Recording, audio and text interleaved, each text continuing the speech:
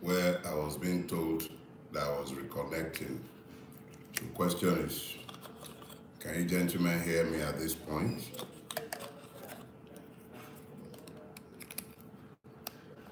Good morning.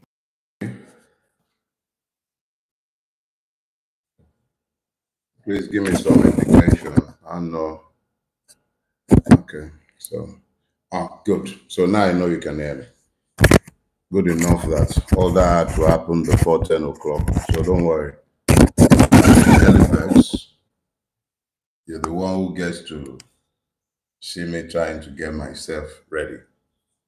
All right. So since you are here early, let's share something together. A piece of Yoruba scripture. I learned this from my dear friend, Korede Ajenia. Those of you who went to Laswalaro, you remember Korede. So Korede gave me these, I think it's part of an Ifa couplet. It's not just a proverb. He says, Àdánwò mẹ́ta ládìẹ bá wá sílé ayé, kọ̀lọ̀kọ̀lọ̀ ó wà nílẹ̀, àṣádì ó wà lókè, olówó adìẹ kò tún fojú rí wá adìẹ. Don't worry, I'll interpret for you. What Korede was saying in essence is that the cockerel or the hen, the chicken family, comes into this world with three essential afflictions. The fox lurks around on the ground. The eagle, the raptors of the sky, they're right there above. But his situation is worsened by the fact that even his owner glances at it only to ensure that it is ready for its pot of soup. So, if you really think about it, that would appear to be the lot of the Nigerian. Because not only is the Nigerian subject to the vagaries of living, which is common and normal to every human being. You may liken that to both the eagles and to the fox. But the tragedy of the Nigerian is compounded by the fact that those who are meant to protect him actually prey on him. And I mean pray, both with the A and with the E. If we stop praying for and on Nigeria and Nigerians, we probably might end up with a better country. So when you're done praying this morning, I'm praying as well. Might not be a bad idea, to also tell the victims to do the work before they do the praying, and to tell the oppressors, friends, and this is for the pulpit bandits anyway, and this also happened to be Sunday. The Friday crew did their own, so don't worry. No one excluded. And don't forget, I'm an equal opportunity offender. So it's 10 o'clock now, and I think it's time that we get this show on the road. Good morning, everybody. Yeah, it's the second Sunday of the year. I'm sure they will find ever more creative reasons for you to give one seed or the other. But if I'm going to be asking you for any seed this morning, it will be the one that tells you, be your brother's keeper. Okay? Your brother might very well be a bulaba, an obediot. Yeah, you like calling us that. Or it might be an orange beretted moron. We have names for ourselves, but we're all in the same boat. So, if you have any seed to sow it to a brother or a sister in distress around you. So this morning, I would like us to talk about Nigeria, the victims, and the Alhajis. Some tribal warrior appropriating the beautiful name of Arewa came to my Facebook page. I believe that must have been yesterday, and attacked me for using the word Alhaji, believing that I had somehow appropriated some ethnic totem because he presumed to be speaking on behalf of Arewa. Of course, you know me enough to know that I shut him up and told him what to do with himself. But because of the prolonged weaponization of ignorance, and because of my own predilection for always defining the terms that I use, I had already set myself the task of defining for you exactly what it is that I meant by allergy. And then this morning, I further urged you to take a listen to Brother Fela's piece titled Movement Against Second Slavery, because I doubt that anyone has done a better job of defining exactly what the allergy means within the context of the Nigerian reality. But since not every one of you were exposed to the civic education that was Fela and Fela's life, I took it upon myself to post for you a piece. That wasn't the entire piece titled Movement Against Second Slavery. A lot of people in my generation actually grew up thinking that the title of that song was Alaji Alaji, because that was how we used to call it back then. Those of us who are habitués of the shrine, we danced to it generally. A lot of us heard it, but not every one of us really listened to what Fela was saying. But some of us who are cursed with the gift of seeing understood at the time what Fela was saying, and we are living through the realities of what Fela said at the time. A lot of people have wrongly labeled Brother Fela a prophet. I disagree. Fela wasn't a prophet. Fela was simply a truth teller. He couldn't be asked to care what you had to say about him or what you thought of him. He simply told the truth as he saw it. Was he a perfect man? Definitely not.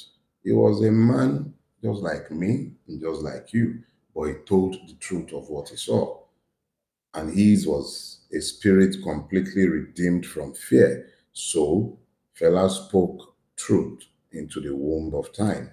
And because our country has refused to change, what has happened is that Fela's timeless truth have echoed back in the womb of time as though they were prophetic, but they were not. They were simply the truth. If you would dare to speak the truth to yourself about the things you see, but from which you power, you'd be clapped for down history as a wise man or even as a prophet. That is the nature of truth. So let me break it down for you. I said Nigeria, the victims, and the Alhajis. So you have essentially three words deserving of definitions here.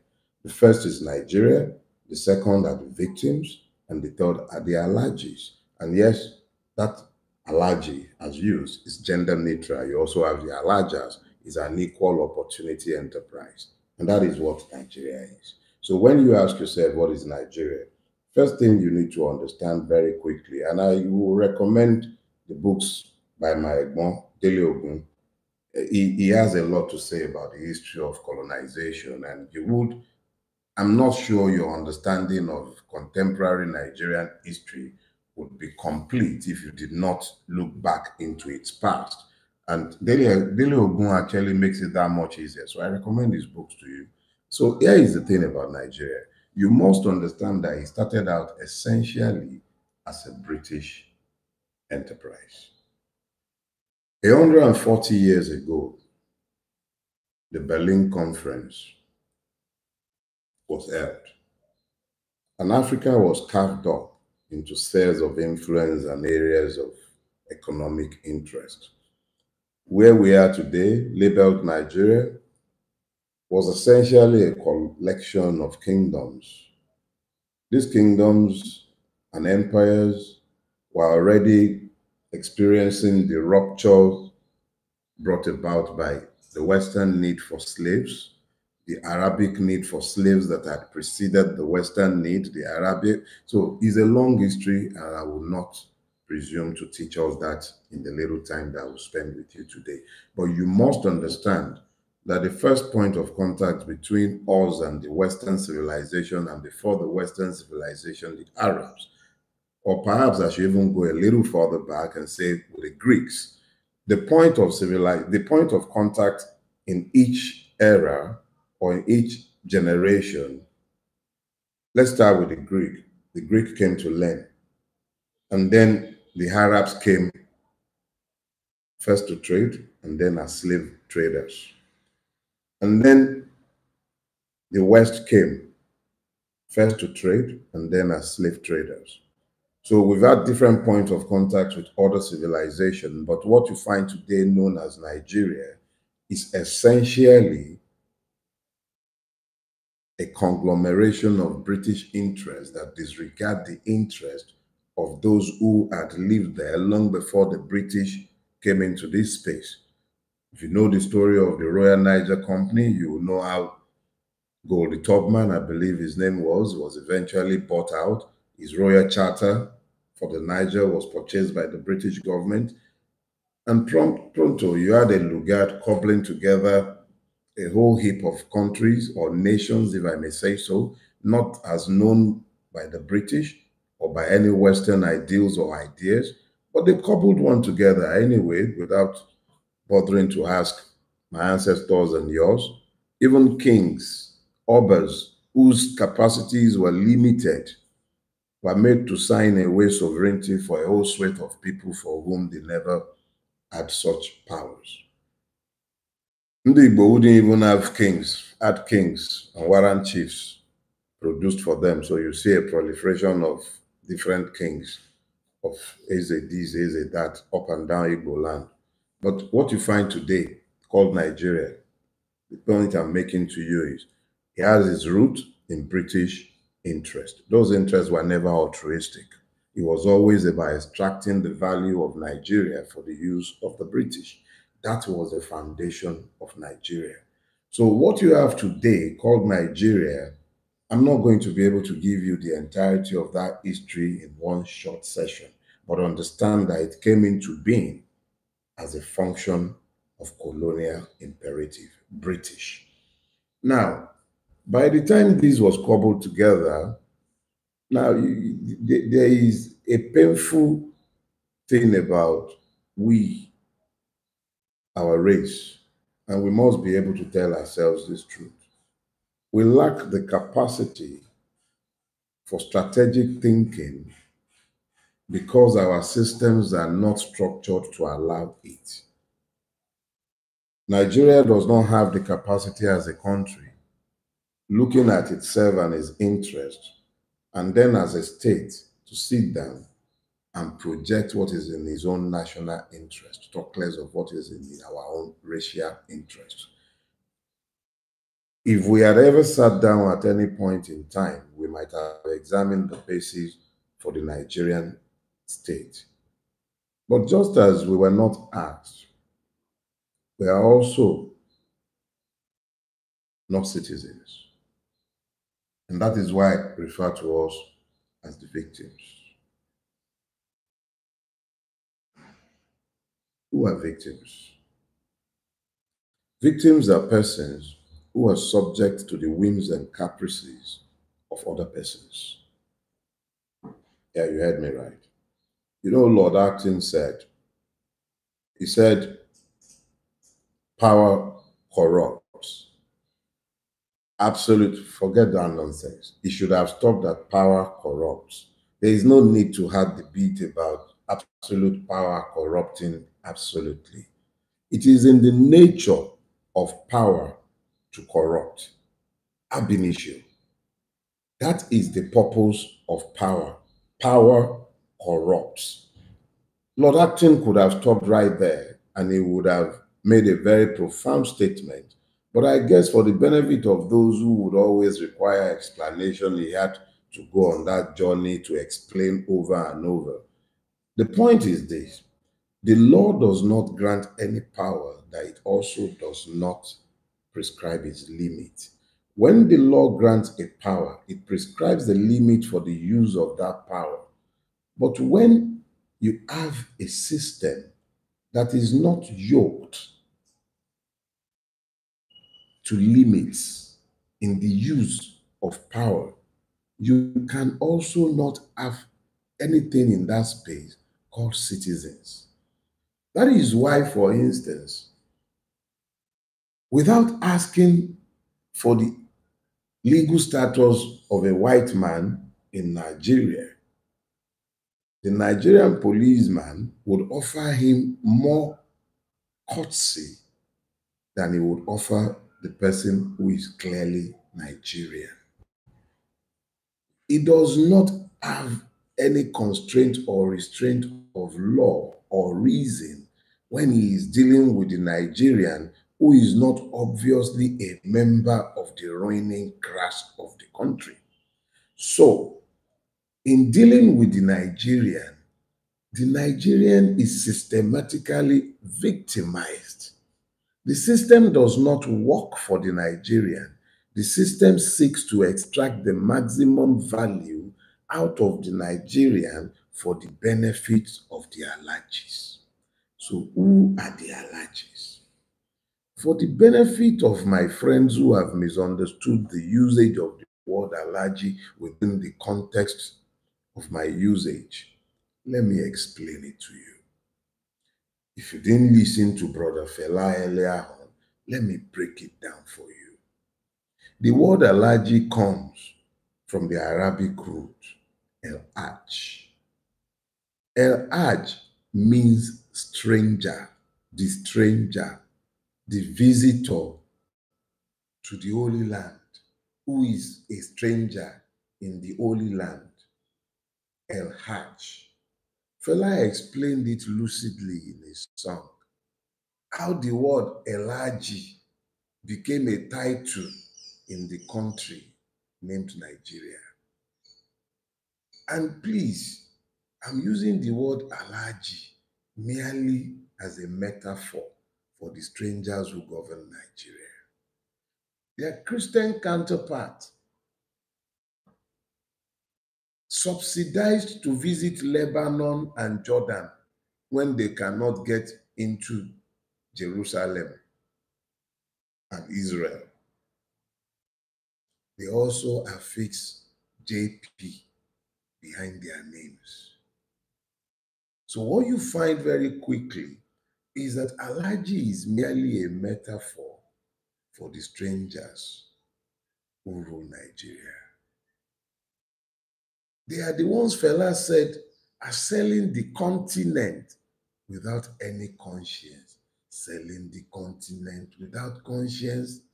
They are selling the continent without any conscience. Let me help you identify the Alhajis. The Alhajis might have houses in Nigeria, but they don't live in Nigeria. Mm-mm. Nigeria is not good enough for them. Yep, they live in England. They live in the countryside of England. They live in America, right there on the Potomac. They might even live in Dubai. Yes, permanently. They live in Dubai. Occasionally, they come to their farm in Nigeria to extract maximum value, to take back to the homes of their real masters, those who tolerate what they wouldn't tolerate in their own country, in our own country. They accept the wealth of Nigeria when it is brought to their country, proceeds of theft from Nigeria. They even encourage it, they applaud it. But look at the Nigerian, the victims. What are his realities? Let me break it down for you. I've described for you the feudal state. Yeah. The Alhajis are Igbos, they're Yorubas, they're Fulanis, they are Ijos. They are from each and every one of the ethnicities of Nigeria. Oh yeah, they're Muslims. And yes, they are traditional worshippers. Oh, the Christians too. Some of them are right behind the pulpit, but they are Alhajis. They are not touched by the pains of your afflictions. And you are the ones who have continued to delude yourselves into thinking that you are different and you appropriate these persons who see themselves only as one. Yeah, I said it. You're a feudal state. Well, let me break it down for you. Remember, oh, God bless my brother Fela. Continue to rest with Olodumare. Let me break it down for you. Once upon a time, feudalism was a Fulani construct, and it worked in a very simple manner. A class exists that rules the society. When I say Fulani construct, I mean within Nigeria. A class exists which rules the society.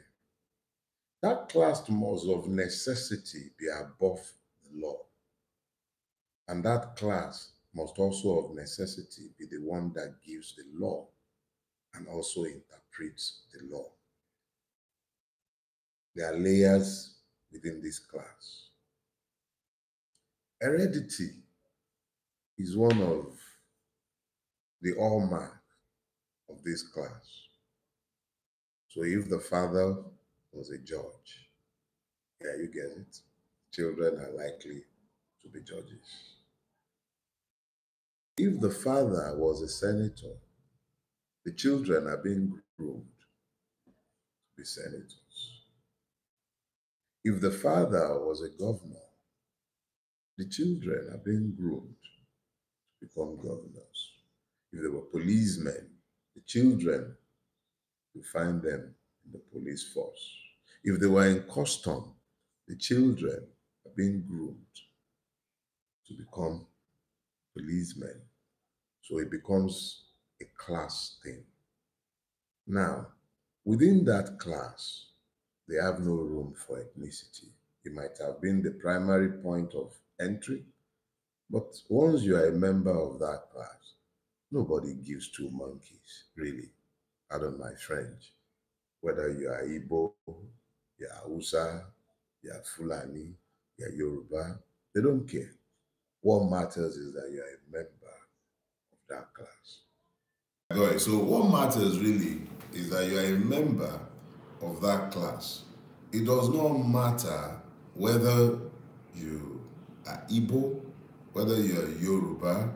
Tribes do not matter to them. Ethnicity counts for nothing to them. Your religion counts for nothing. That's why their pastors would marry the imam's daughter. The imam's daughter would marry the pastor's son. At the point of relationship amongst themselves, none of the things that divides you divides them. So the problem is that the victims have a problem recognizing themselves. The victims are busy fighting themselves when their real enemies are the ones that are the Alhajis. Let me see if we can help the victims to find themselves. Let's go back a few years. When Saint Muhammadu of Daura was in the saddle, you would look to his cabinet and you'd find that practically every position of power was either in the hand of the Fulani or in the hand of some person who must, of necessity, be not only Muslim, but preferably of northern extraction. Competence was not the point. Prebendal stupidity, myopic idiocy governed appointments. Yorubas cried and wept and shouted about this. Southerners generally, particularly in the Igbo, yelled the most because they were obviously the most marginalized under Buhari. And then Bulaba entered the scene. And everything that Buhari ever did, for which the average Yoruba had a lot to complain about, Bulaba has done and surpassed. Of course, the marginalized must cry. And you really cannot and should not presume to prescribe how the oppressed must express their feelings. Ndigo has again been given more than enough reasons to shout. The gentleman also Biafra keeps reminding me that we must ask them to free Mazi Nnamdi Kanu.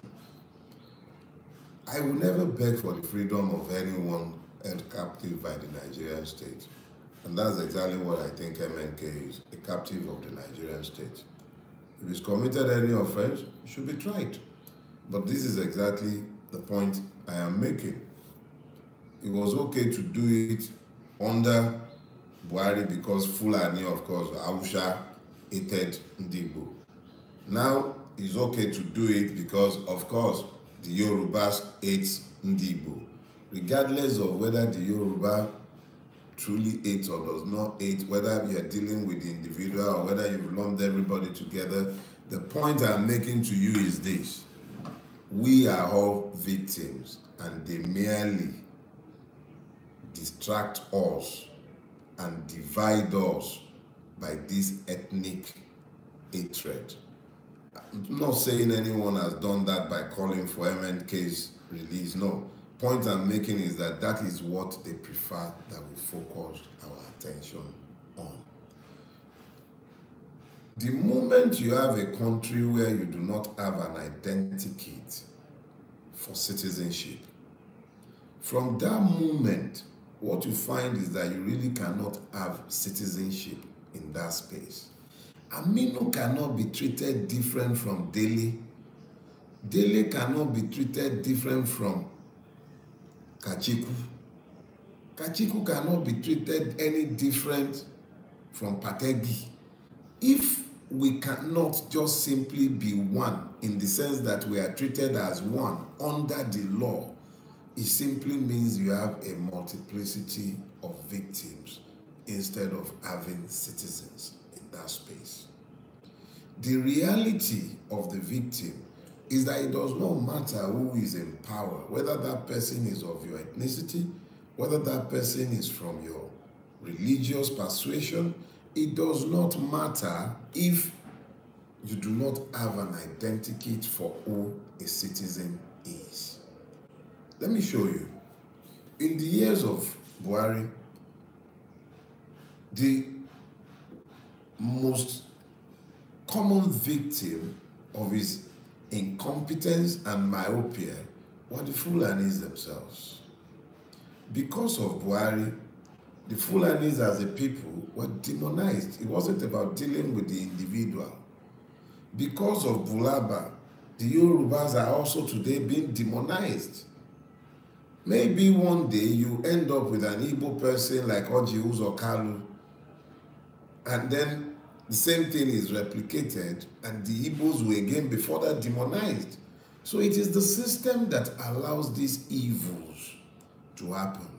Nigeria as it is, that is the system. that we should all be focusing our attention on. But what do the Alhajis want? What would the Alhajis prefer? The Alhajis would prefer that we debate elections. The Alhajis would prefer that we talk about the multiplicity of fault lines that Nigeria has opened up amongst us. Nigeria would prefer that we talk about sharing positions, winning offices, spreading the national cake. That is what Nigeria would prefer. The beneficiaries of Nigeria, both within and outside Nigeria, would prefer that we focused on our differences rather than focus on why we are where we are and how we may be able to chart our way out of where we are, which every one of us more or less agrees is not where we want to be. That is what they would prefer that we do. And they do this using members of the Alhaji class, your clerics who come preaching hatred to you from the pulpit, whether those be pastors or imams. They benefit. They don't speak against the system because the system fits them. The system is what puts food on their table, assures that they can ride billion naira cars. Is the system stupid? They don't speak against the system. They will tell you to pray for Nigeria because they are praying on you. They are praying on Nigeria. They are praying on Nigerians, and they tell you to keep praying. They don't tell you the cause that has led to the effect that has made living in Nigeria and as Nigerians miserable and rendered the Nigerian victim. They don't speak to that. Seed time and harvest time, they tell you when it's time to demand tithes and offerings of you. But they don't tell you how the choices made by members of their class, the politicians, affect the fruits that you are reaping on a daily basis. But they tell you to pray. They are praying on you because they are Alhajis. Do you understand? When you look to the primary Power, is that Igbo? Oh yeah, is that Fufude language? Oh, is that Ijo? That's Yoruba. Emilokan has become a Bilokan because you are not a member of the class.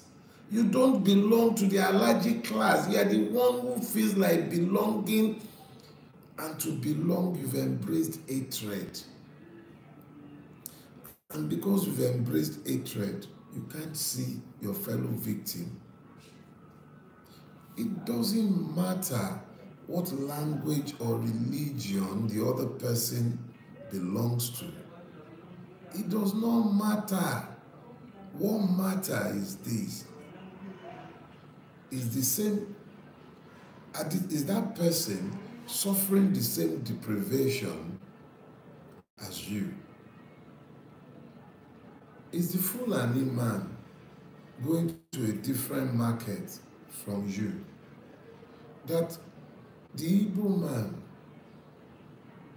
does not knock his head on the ground the way you pray, does it mean that he bleeds any different from you? Did God tell you really that you should hate anyone on his behalf? How can you fail to see the commonalities of the afflictions suffered by every victim, regardless of ethnicity or religion?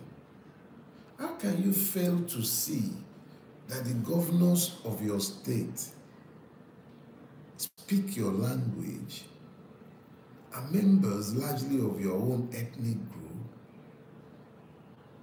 but are not touched by the pains of your afflictions. Their doctors are not in Nigeria.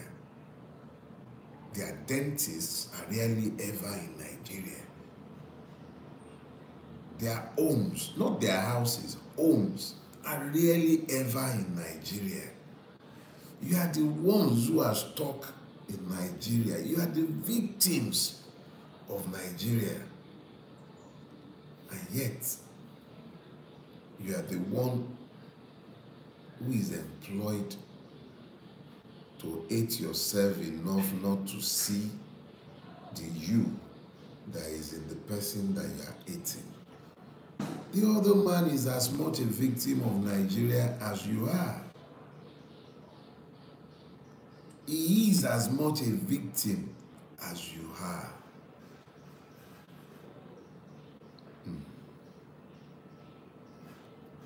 Òkú ń sunkún òkú, àkàṣọ lórí wọ́n sunkún ara wọn.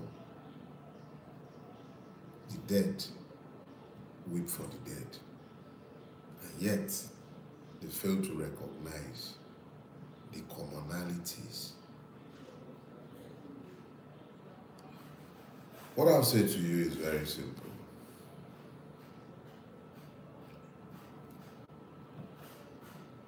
We have a clear pathway out of the mess that we are in. What I have sought to describe to you is the reality of the Nigerian, the true meaning of Nigeria, who his victims are, and who the beneficiaries are, the Alhajis. But it is not enough to diagnose a problem, but then fail to prescribe the medication. And I have never failed at any point to offer a way out. The only thing that had happened before now is that you were not listening. It has taken literally my own self-immolation for your ears to become a little better. Your hearing has improved significantly. I must say that. So let's try again. Nigeria pretends to be a democracy. And the electoral part, as sick as it is, and I must say it is sick, it is not designed to deliver any value. A second. Can you stop that? I'm having some sound interference. Sorry about that. The electoral part is not designed to deliver value to the victims. It is merely designed to offer some measure of legitimacy to the fraud that we have called elections in Nigeria. Just before I was abducted, I had called for electoral reforms. I'm not a man given to much by way of patience once I've settled on a position. And I generally never believe that you guys listen to anything, so I tend to speak believing that I'm speaking into the womb of time and that it is another generation that we go on to do what is necessary. So I'm going to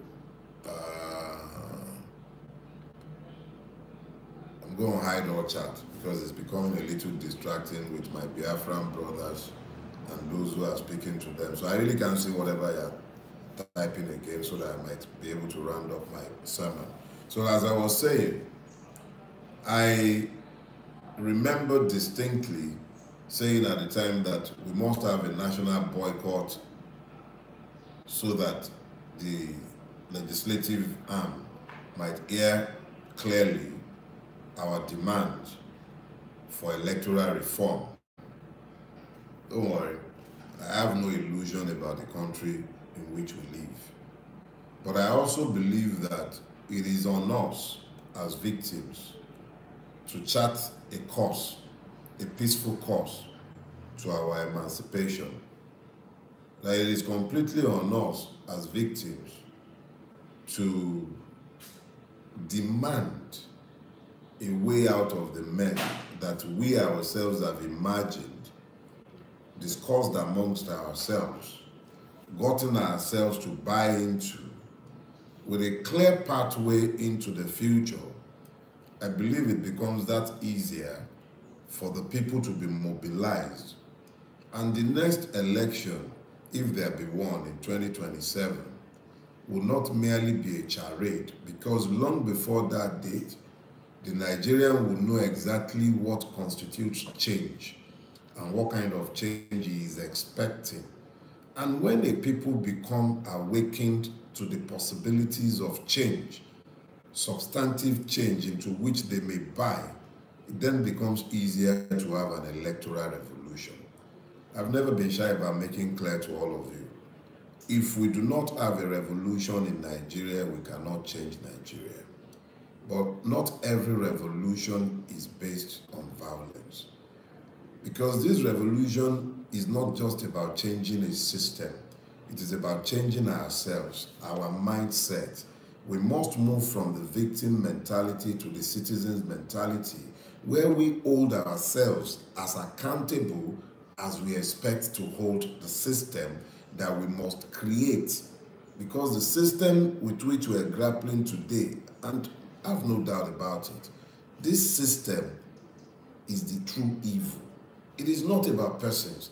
Persons are abusing power because the system is structured to allow it. Whatever power you're seeing abused in Nigeria, whether that is judicial power, whether that is the power of the police, that of the DSS, the custom, the EFCC, all these abuses are obviously allowed by a system that is not structured to uphold the law. Impunity has become a culture with us. It's not just the persons in government. Musicians would have people picked up and locked up. Bankers would have people picked up and locked up. University proprietors, all kind of people up and down the length and breadth of Nigeria, traditional rulers, a rich man with no office, legislators happy slapping a person simply because he dared to ask questions. Impunity is the order of the day in our country because we are not subject to law. And it is not only the rulers, even the ruined are copying the ruiners. So if Nigeria must truly experience a revolution, it is not just about the system. We, as individuals, including myself, must get to the point of understanding that it's no longer about they are the problems. We, collectively, are the problems because we are the victims, but we are also the solutions. But this can only come about when we understand that there isn't going to be any Voltron anywhere. I came out of prison as fast as I did because you all found your voices. You acted as one to a very large extent. I wouldn't kid myself and say that the bat idiots cared whatever happened to me. I've seen a lot saying he got what he deserved. But the point is, believe it or not, when you validate the oppression of one on account of your hatred of dislike or dislike of that one, you validate the use of the same impunity and oppression against yourself when it comes round to your turn. The problem with Nigeria is the absence of citizenship. Yes, but that has also evolved a culture of impunity in the Nigerian where he does not expect to be held to account. We must all understand that our revolution can only come about when we ourselves are ready and willing to be different. Nigeria, a criminal enterprise. The victims, those who should be citizens. But there are two classes of victims. the one who is aware of his victimhood and can articulate the situation, and the victim who is unaware of the fact that he is a victim. I am not a victim that is unaware. For years, I've labeled myself a victim of Nigeria. But the difference is that I'm a victim who is aware of my victimhood. The Alhajis, your senators, your governors, your presidents, past and present, the generals, the many who have profited from the putrefaction of Nigeria, your pastors, your imams, the Alhajis, the captains of industries that produces nothing but extract maximum value from the country. Those are the Alhajis. You would be wise to recognize your victimhood. It should help to speed up the end of it. We will begin by demanding substantive electoral reforms predicated principally on two changes or additions to the Electoral Act. One, it should not be left to INEC again. There must be automatic transmission of results from the polling unit level. So the IREV must be live for there to be any election. We must see results real time, or there have been no election.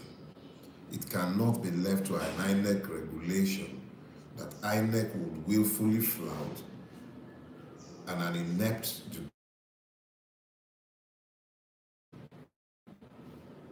would allow it to get away with it.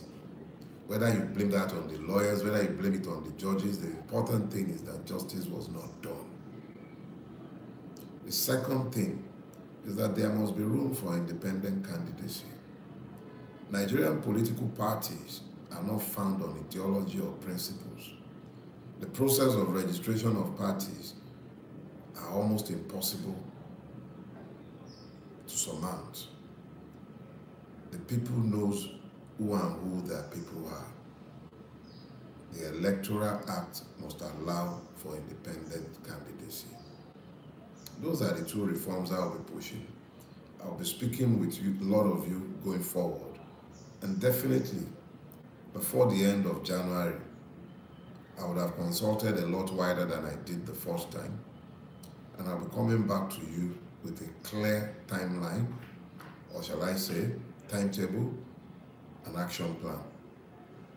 That may very well include a national movement for boycott, because going on the street would only cause damage to the victims. Might just be a day in the month, might just be a day in the week, but that's just my own idea, and a lot more consultation would have to be done. When we have earned the right to vote and have our votes counted for those we care to vote for, not because they managed to buy the ticket of some political party, but because we know them and we know they are capable of delivering on their promises. When we have done that, then we can be talking about an election in 2027. But whilst yet we pretend to be democracy, that is my own peaceful path to a revolution. And that is the path we must take. If Nigeria must stop being a business and a criminal enterprise for the Alhajis and their Algas, if the victims must become citizens, we must have an action plan and stop with all the squabbles. Thank you very much. It's been a pleasure speaking with you this morning. As you know, I've always enjoyed the sound of my own voice. I got my live chat back on now so that you guys will at least allow me. You know what they say, it's time to bid you bye-bye for the week. I must see you again next Sunday when we shall again be speaking about our country, Nigeria. But I assure you, I will also be putting things together to come back to you with some plans. God bless you all. Be good. And yes, Nigeria, you're not free Nnamdi Kanu now. What you do where it's like this? Yes, if he has breached any laws, take him to court. But you haven't done that. You've given him bail, you still refuse to let go of him. So please, let's stop with all these slamming people in prison without cause. Right? That's where I'm stopping today. Enjoy the rest of your week. And yes, if mosquito bites you this year, bite them back.